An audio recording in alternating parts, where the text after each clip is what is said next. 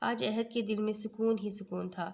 اسے رجا کے ٹھیک ہونے کی امید جو نظر آ رہی تھی، بس کسی بھی حال میں وہ چاہتا تھا کہ رجا کی آنکھیں لوٹ آئیں۔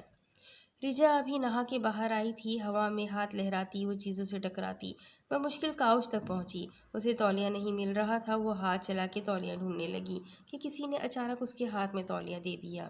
عہد، تم یہیں تھے؟ ہر وقت تو بولتے رہتے ہو، کبھی ابھی کیوں چپ تھے؟ رجا نے بالوں کو تولیے سے پوچھتی ہوئی عام سے لہجے میں بولی۔ ٹھنڈ تھی تو وہ اپنے بال خشک کر رہی تھی، آتش دان کے سامنے بیٹھ گئی۔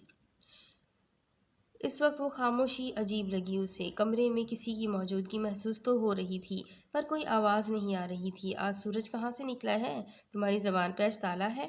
بول کچھ نہیں رہے تم عہد؟ وہ بالوں کو خشک کرتی نارملی باتیں کر رہی تھی۔ اسے یوں محسوس ہو رہا تھا کہ کوئی اس کے قدموں میں بیٹھا ہے، کوئی انسان اس کی آواز ایسے سن رہا تھا جیسے کسی طلسم میں جکڑا جا